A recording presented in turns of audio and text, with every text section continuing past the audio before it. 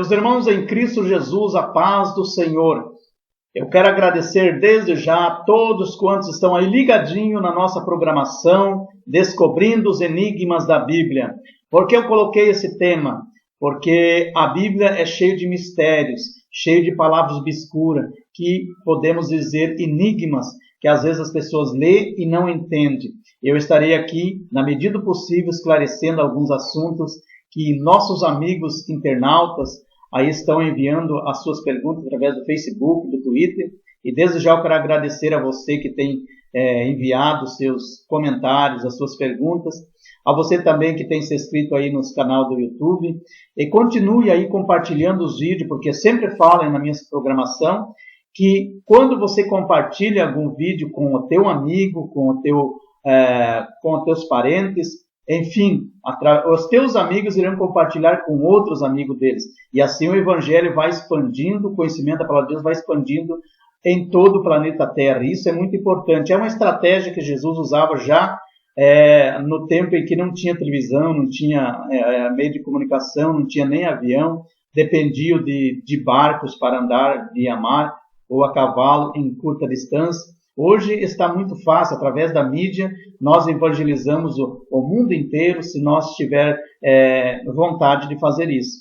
Jesus, quando falou aos discípulos em Marcos 16 e 15, ele disse, ida a todo mundo e pregar o evangelho a toda criatura. Jesus não estava dizendo que era para eles sair de barco, a cavalo, andando pelo mundo inteiro evangelizando. Não é isso. É que a informação que você passa para uma pessoa, outra pessoa não vai guardar para ela. Ela vai passar para outros, e assim, um passando para o outro, chegará aos quatro cantos da terra. Essa era a intenção de Jesus, tanto que lá em Atos dos Apóstolos, capítulo 2, quando o Espírito Santo desceu sobre os judeus no dia de Pentecoste, ali eles falaram em idiomas, falaram a língua estrangeira.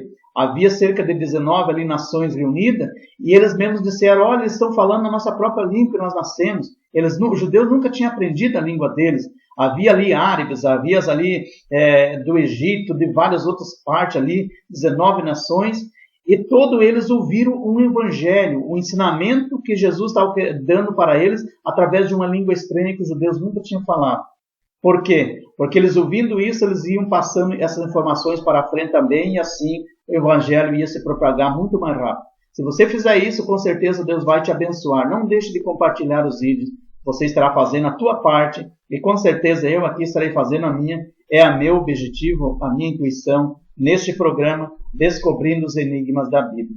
Muito bem, hoje nós estamos com mais uma pergunta muito importante, que nós selecionamos aqui dentre as demais perguntas, para nós falar no programa de hoje, que é, o que é a justificação?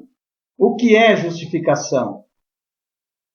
Na questão judiciária, todo mundo já sabe quando uma pessoa é declarada justa, que o juiz o declara justo. Mas agora, perante a Bíblia, o que é justificação? Então, para colocar essa palavra de forma mais simples, justificar significa declarar justo. Então, fazer alguém justo diante de Deus. Justificação é quando Deus declara justo todo aquele que recebe Cristo.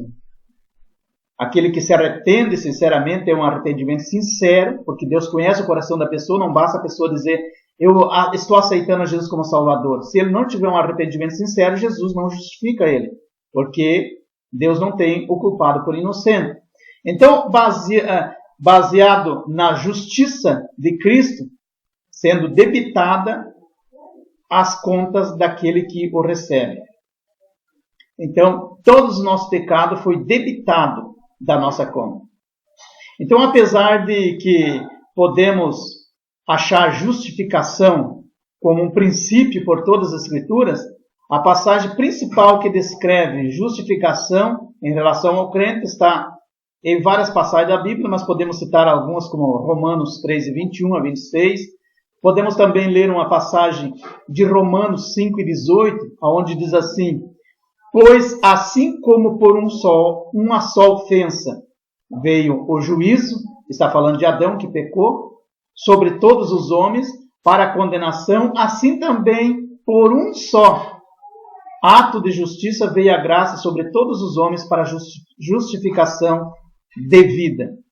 Então, a Bíblia está dizendo aqui que por um homem veio o pecado, veio a condenação, veio a ofensa contra Deus. Por um só homem, só por Adão. Então todos nós já nascemos com a natureza pecaminosa. Às vezes nós não praticamos um ato de pecado, mas essa natureza pecaminosa ela está impregnada na nossa vida, na nossa origem, na nossa natureza. Na nossa natureza, é uma natureza que é a natureza decaída do pecado. Mas o próprio Jesus veio para nos reconciliar com Deus. Um só homem nos reconciliou. Nós éramos inimigos de Deus segundo a natureza do pecado. Mas ele veio para pagar um preço e reconciliar nós com Deus. Então isso chama-se justificação. É declarar nós justos, mesmo nós estando condenados. Em Romanos 5,19, a Bíblia diz assim: porque como pela desobediência de um só homem, de Adão, muitos foram feitos pecadores, assim pela obediência de um, que é Jesus, muitos serão feitos justos. Olha que coisa importante. Então é Jesus que nos declara justo pelo seu sacrifício na cruz do Calvário. É o preço que ele pagou na cruz para nos justificar. É como comprar o nosso direito de liberdade. O doutor Erwin Barkoff é um grande escritor que eu admiro muito. Em um de seus livros, o livro, por exemplo, Teologia Elementar, ele relata o seguinte sobre a justificação. Ele diz que o método de justificação é divino e não humano. O homem só pode justificar o inocente. Isso é o que o juiz faz hoje. O advogado leva as provas, o advogado tenta defender e o juiz que bate o martelo e declara justificado. Então ele justifica o inocente. Deus justifica o culpado. Isso que parece uma controvérsia, porque a Bíblia diz que Deus é Deus de amor, mas Ele é Deus de justiça. E a Bíblia diz, nós vamos ver um texto mais na frente no livro de Êxodo, que Deus não tem por culpado o inocente.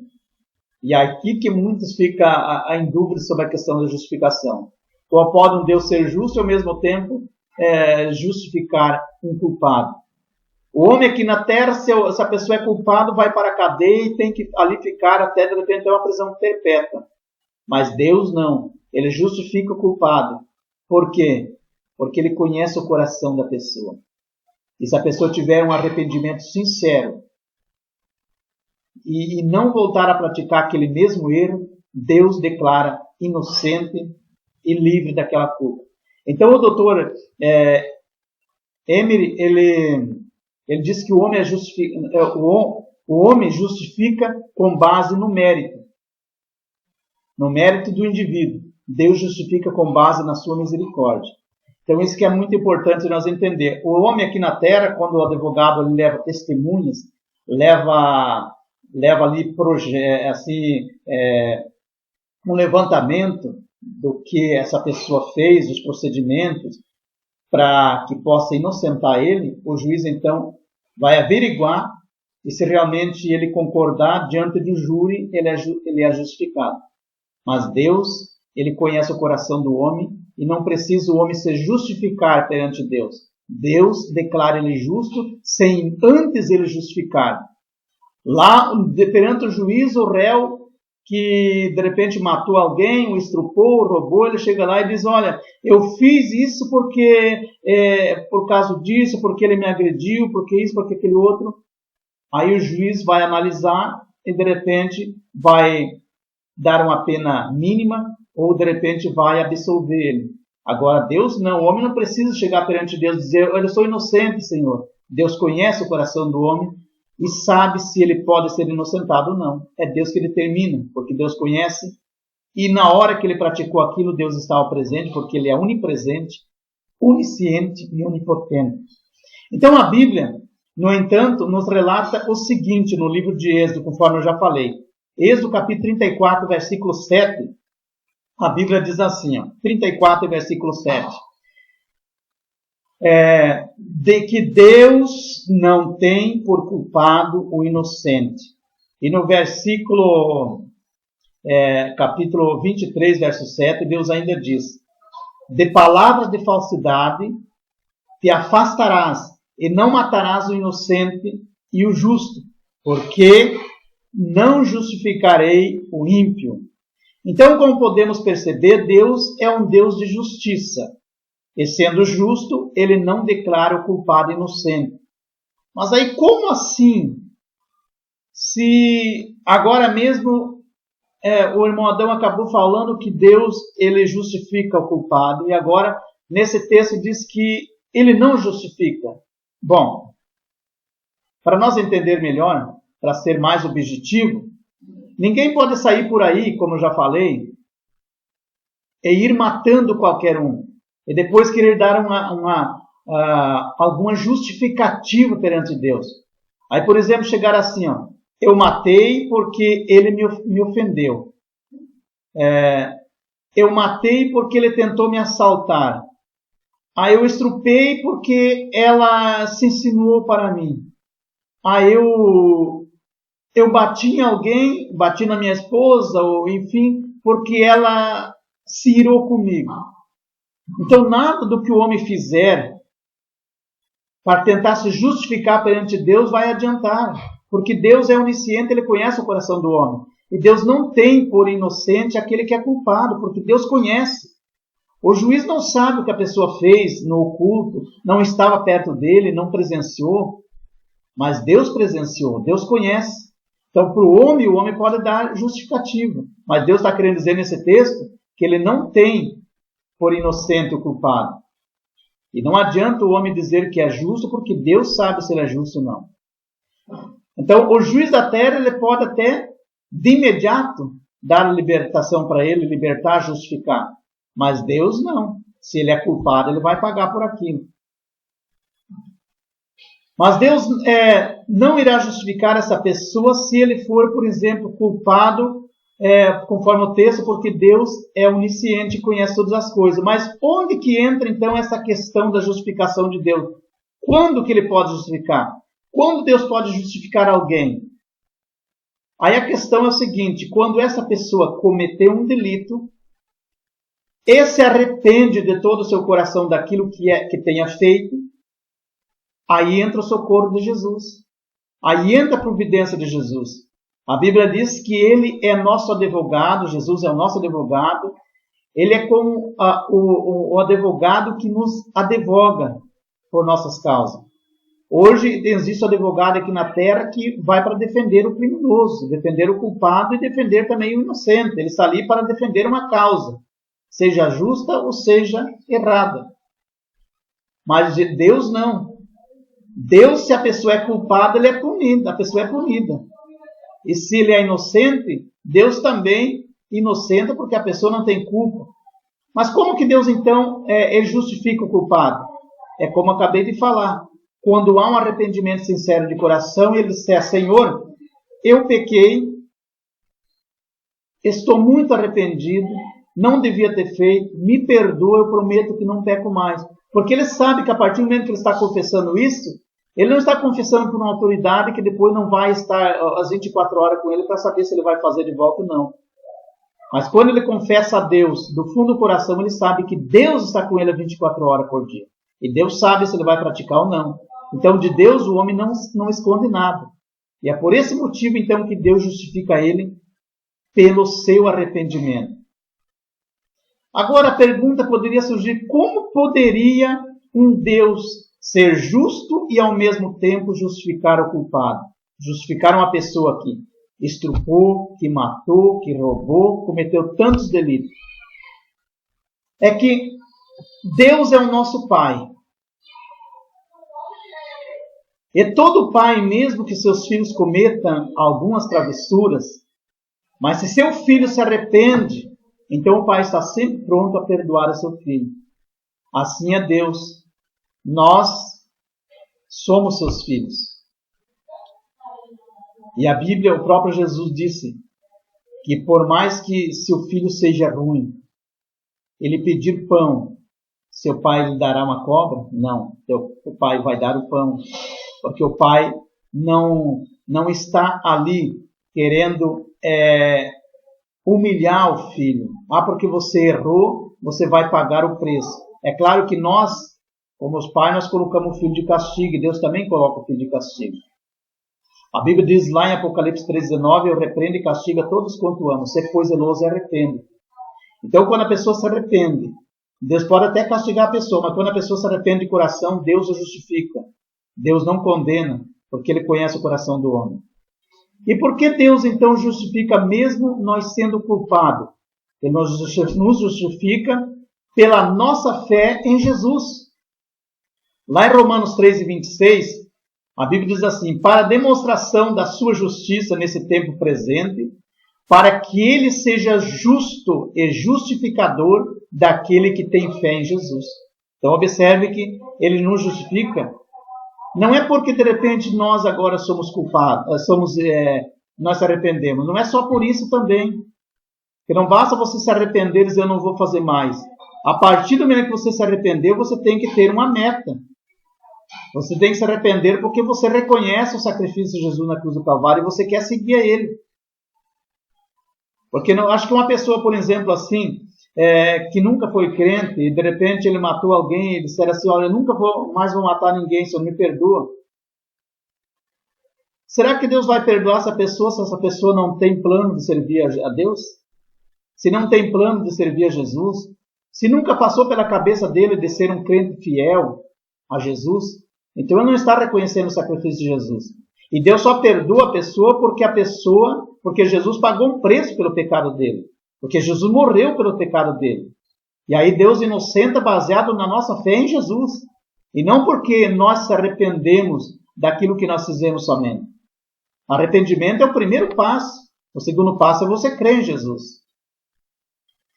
Lá em Romanos 3,28 diz assim ainda. Concluímos, pois, que o homem é justificado pela fé sem as obras da lei. Então não é através das nossas obras. Não é por aquilo que você faz. Ah, eu errei, eu pequei, então agora eu vou dar uma cesta básica para os pobres. Agora eu vou de joelho subir morro acima até a Aparecida do Norte. Ah, eu vou começar então agora a evangelizar. Eu vou começar agora a fazer a obra, a pregar, enfim. Não é isso. Nada do que você fazer, você vai pagar o preço do teu pecado. Porque Jesus já pagou esse preço. É o sangue da cruz do Calvário, é o valor muito alto pago pela nossa culpa, pelos nossos erros. Então, se nós errar, nós podemos até errar, mas se arrepender de coração e crer em Jesus, que realmente Ele pode mudar a sua vida.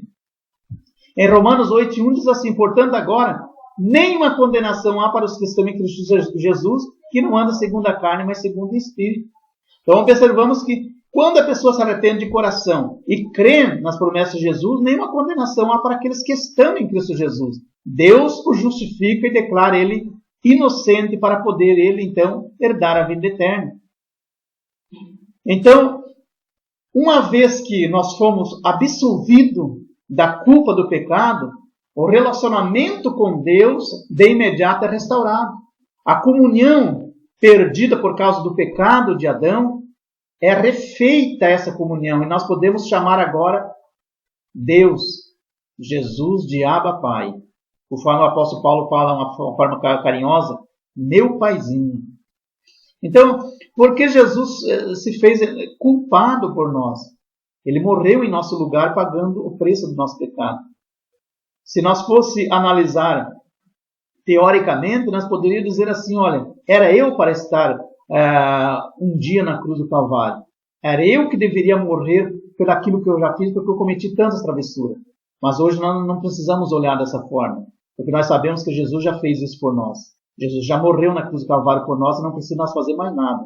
Basta nós crer em Jesus. Lá em 2 Coríntios, capítulo 5, verso 21, a Bíblia ainda diz assim, aquele que não conheceu o pecado e fez pecado por nós, para que nele fôssemos feitos justiça de Deus.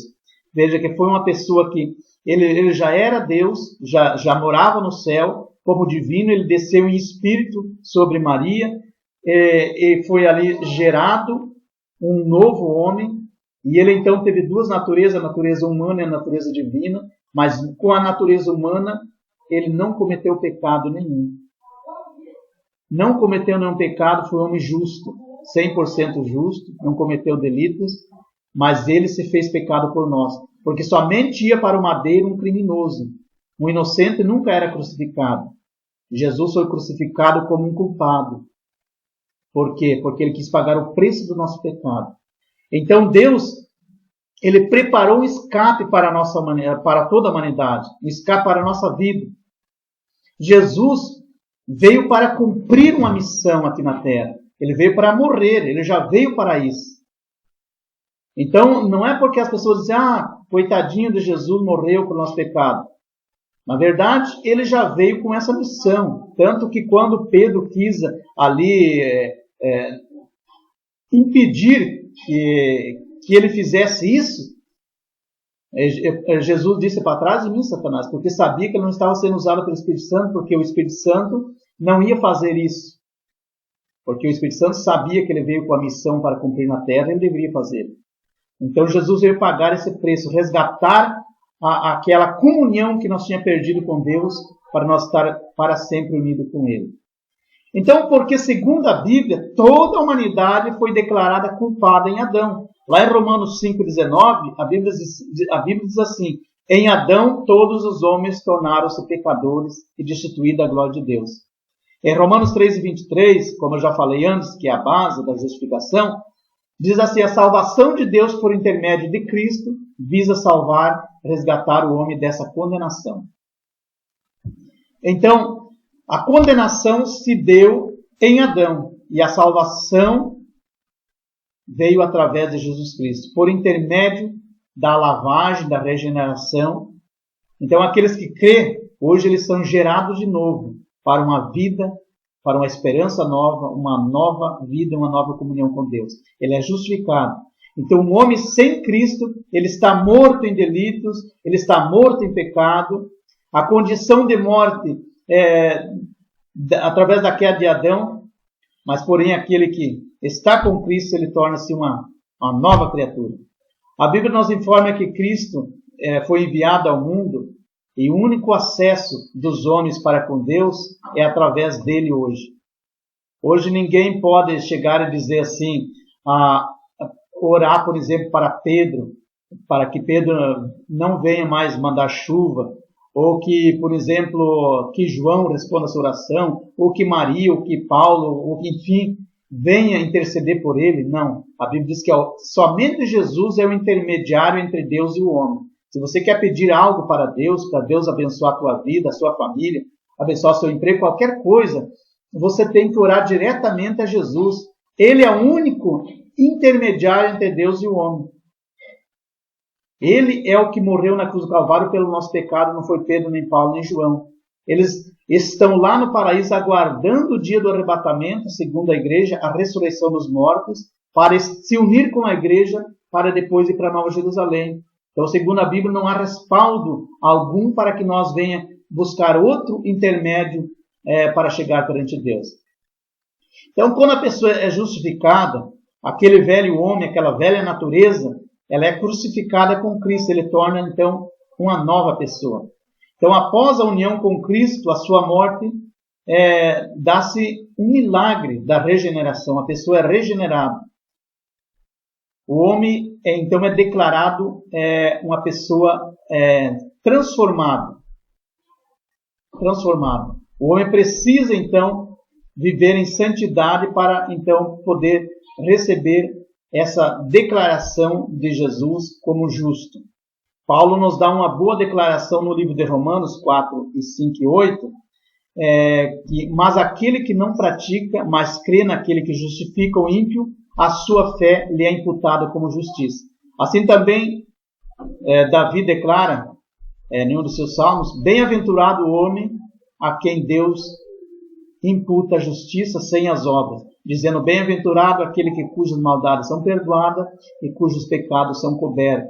Bem-aventurado o homem a quem o Senhor não imputa o pecado, Paulo escrevendo aos Romanos também. Então Deus diz que a pessoa que ele justifica deve ficar muito feliz, bem-aventurado, porque não é mérito nosso, é uma obra já paga por Jesus Cristo. Tem havido muitos debates e interpretações erradas da Bíblia quando se trata da salvação. Muitos dizem que a salvação é somente pela fé em Cristo Jesus. Outros já dizem que também é pelas obras. Quando nós olhamos, por exemplo, no livro de Tiago 2:24, nós ficamos surpresos, porque Tiago diz assim: vede então que o homem é justificado pelas obras e não somente pela fé. Tiago está falando isso.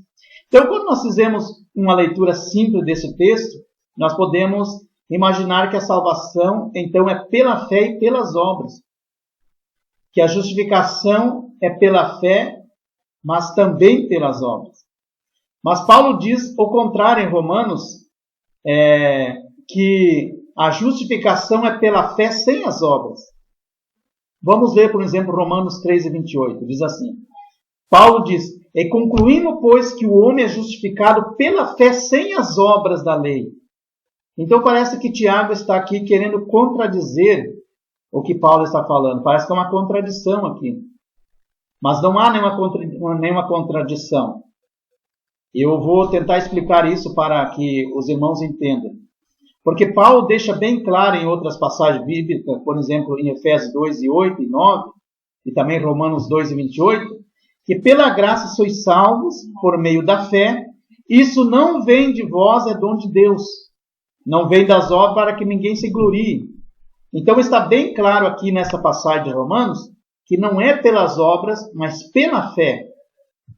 Então, porque se a salvação viesse, vamos observar o seguinte: se a salvação viesse pelas obras, então nós teria anulado o sacrifício de Jesus na cruz do Calvário. Porque se eu, um pobre pecador, eu posso pagar meus pecados fazendo obras, por exemplo, evangelizando, ajudando os pobres, por exemplo, andando de joelho, ficar amarrado numa cruz, igual muitos ficam numa sexta-feira santa, das 6 da manhã até as 6 da tarde. Se eu posso fazer isso para pagar os meus pecados, então o que Jesus veio fazer? Pagar uma coisa que eu e você poderia pagar? Então veja que a obra não tem nada a ver com a salvação. Então não são as obras minhas que vão me salvar. Então eu não preciso fazer obras para me salvar? A pergunta poderia ser: eu não preciso fazer nenhuma obra para me salvar? Eu já estou salvo? A questão é o seguinte: aqui cabe uma explicação melhor pelo fato de que eu não preciso fazer obras para me salvar, porque a salvação não vem de mim. Paulo diz que não vem de nós, vem de Jesus. Então, a salvação já foi paga na cruz do Calvário. O preço já foi pago por nós. Então, não é o que nós fizemos aqui que vai nos declarar justo. É o nosso arrependimento e crer em Jesus, como eu já expliquei. É a fé. Mas eu, como um cristão, vendo meu irmão passar necessidade e não ajudar, será que a minha fé vai me salvar? Então esta é a questão que Tiago está querendo falar. Claro que não é aí a questão das obras. Tiago 2:26 está dizendo, porque assim como o corpo sem o espírito está morto, assim também a fé sem as obras é morta. O que Paulo está querendo falar aqui não é a questão da salvação. Tiago, ele não está querendo falar aqui a questão da salvação, ele está falando aqui a questão da fé. Ele não está querendo dizer é só as obras que salvam, ou a fé e as obras. Ele está querendo dizer o seguinte, que a fé de pessoas existe alguns graus de diferença. Aqui que entra então o que Tiago está querendo ressaltar. Tiago explica esse pequeno equívoco. Veja que em Tiago 2:18, ele diz assim, Tiago 2:18, ele diz assim: mas dirá alguém, tu tens fé? Eu tenho as obras. Mostra-me a tua fé e sem as tuas obras, e eu mostrarei a minha fé pelas minhas obras. Então o que Tiago está querendo dizer aqui é que não é as obras que salvam, mas ela é o dever de cada cristão que tem fé. De que adianta eu dizer, eu sou crente, eu vou na igreja todo dia, eu oro, eu pago dízimo, eu jejuo. De que adianta eu ir para a igreja todo dia se a minha fé não é o suficiente para ver uma pessoa necessitada e estender a mão para ajudar essa pessoa? Então, Tiago está falando aqui de dois tipos de fé. Ele está falando da fé morta e da fé viva. Então, quando nós lemos em Tiago 2,26, quando ele disse, porque assim como o corpo sem o espírito está morto, assim também a fé sem as obras é morta. Então, Tiago está dizendo que existe a fé morta. E o que é esta fé? Como é esta fé morta? É aquela fé que a pessoa só pensa nele. É uma fé egoísta. É aquela fé que não pode salvá-lo, já que não produz obras. Não é a verdadeira fé que transformou a vida dele. A verdadeira fé, ela produz obras. Por exemplo, a pessoa visitar os hospitais, como o próprio Jesus disse, visitar os órfãos. Foi Jesus quem falou isso. Então, a fé de uma pessoa, que a pessoa é bem crente mesmo, e diz que tem fé, ele tem que demonstrar pelas obras. Uma pessoa se declara justa não só pela fé, mas também pelas suas obras, pelo aquilo que ele faz de bom ao próximo. Isso, a fé, na verdade, tem que acompanhar o crente. A Bíblia diz que pelos frutos o conhecereis a árvore. Então, Jesus disse isso. Pelos frutos nós sabemos que tipo de árvore que é. Nenhuma árvore boa dá bons frutos e dá maus frutos. Tiago está mostrando aqui, então, dois tipos de fé. A fé verdadeira, a fé viva e a fé morta. Então, não se pode conhecer uma pessoa se a pessoa se é hipócrita. É de duas caras. Ou ele é bem crente ou ele não é crente. Ele não pode ser dois termos. Ele não pode ter a fé viva e a fé morta. Ele tem que ter uma fé só e a fé dele tem que ser viva. Ajudar as pessoas para demonstrar que realmente ele tem fé em Jesus. Para ele ser justificado perante Deus, ele tem que crer realmente em Jesus. E se você crer realmente em Jesus, você vai demonstrar através das suas obras. Agora, o homem é justificado como possuindo a fé viva. Se ele tiver fé realmente em Jesus Cristo, ele vai fazer a obra de Deus sem pensar em recompensa. Então, o assunto de Tiago não é como salvar. O assunto de Tiago é qual a fé verdadeira de cada pessoa. É uma fé morta ou é uma fé viva? É uma fé que demonstra pelas obras que ele é um cristão ou é uma fé que não demonstra ele como cristão? Então, quais os meios pelos quais nós somos justificados? Então, nós somos justificados primeiramente, como eu já iniciei falando antes, primeiramente temos que entender que Deus, ele é o autor da justificação, conforme nós vemos também em Romanos 8,33, onde diz: quem tentará acusação contra os escolhidos de Deus? É Deus quem justifica. Então Deus é o autor da justificação. Em Romanos 3,24 diz também: sendo justificado gratuitamente pela graça, pela redenção que há em Cristo Jesus. Então, nós somos justificados por Deus e somos justificados também por Jesus. Em Romanos 3,25 diz: ao qual Deus propôs para a propiciação pela fé no seu sangue, para demonstrar a sua justiça, pela remissão dos pecados dantes cometidos sob a paciência da lei. Então, nós somos justificados também pelo sangue de Jesus. Em quarto lugar, nós somos justificados também pela fé. Romanos 3,28 diz: concluímos, pois, que o homem é justificado pela fé sem as obras da lei. Como eu já falei antes, então nós somos justificados pela fé em Cristo Jesus e não pelas obras. Entendemos então que pelas obras ninguém se declara justo. Como eu já falei, não adianta eu querer me justificar perante Deus porque Ele conhece o meu coração.